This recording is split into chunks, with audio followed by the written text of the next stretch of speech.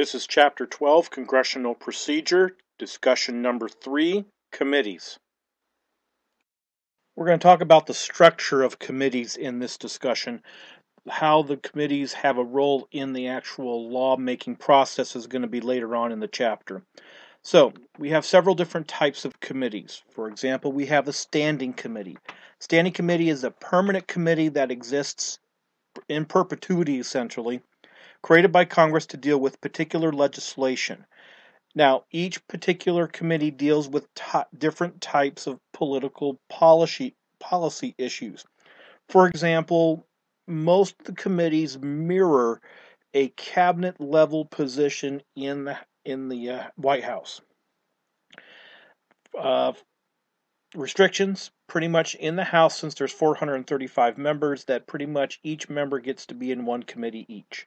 In the Senate, because there's only 100 members, they are spread out a little bit more. They can do 2 committees. But one thing to be understanding is that while there are committees, there are also subcommittees. And the reason why there are subcommittees is because these committees cover large areas of policy idea, and it'd be very difficult to deal with these very large areas if they didn't compartmentalize them a little bit further. And let me give you an example. I looked up the House of Representatives Homeland Committee. Homeland Committee is in charge of border security, maritime security. That's one subcommittee. There's another subcommittee on counterterrorism and intelligence. There's another subcommittee on cybersecurity and the security of infrastructure, which means roads, bridges, and large buildings, and if they're going to be safe from terrorist attack, and what role they serve in making our country safe. Also, there's another committee on emergency preparedness and response. There's another committee on oversight and management efficiency. And then there's another subcommittee on transportation security, which is the airline security, railroad security that was created since 9/11. So you see that even though Homeland Security Committee has a large breadth of information that they deal with, they do break it into smaller subcommittees so that they can deal with those individual particular issues. Now, those are the ones that are always around. Congress, the House, and the Senate have the opportunity to create select committees. These are intentioned to deal with specific individual issues that were not in the legislative writing process, to investigate generally different issues or actions of persons, whether it be the inadequacies of federal laws. For example, there are select committees right now in dealing with whether Obamacare should continue to exist or not in the House. There is also select committees investigating the IRS using their taxing power or their information in order to favor particular political parties.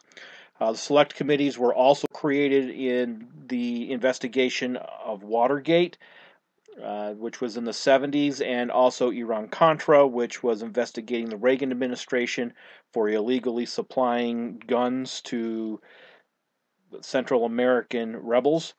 That was a select committee, not a permanent one, to investigate what was going on. There's also the Joint Committee. This is essentially members of the House and the Senate who work together to issue periodic reports to the House. There's an economic committee. There is a committee as far as the Library of Congress, and these are the ones who work together there. Now, it's important to remember that seniority gets you in position to be a chairperson of these various committees.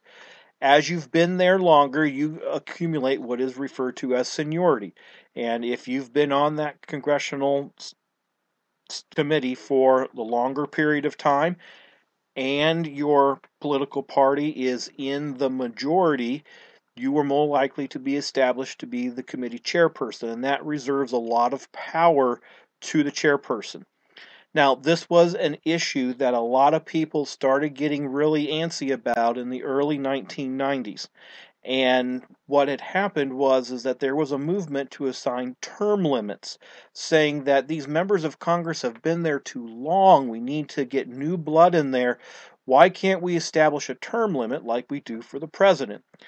Well, it didn't go very well because most people noted that if they didn't want that person back in Congress, they could not elect them back to Congress, and that is a natural term limit.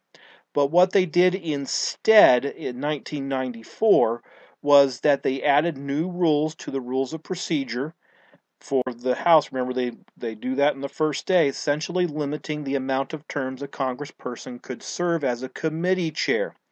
So that's a significant limitation on how someone could control a particular party issue for a long period of time and then get new people in there to get new opportunities. Now, the committee chairpersons, as well as the committees themselves, remember they are selected by those political parties in their caucus ahead of time. The committee chairperson, they get to decide when they're going to meet. They get to decide which bills to consider. If there's a bill that's assigned to them that they want nothing to do, the committee will probably never have to talk about it. They will pigeonhole it, and we'll describe that a little bit later.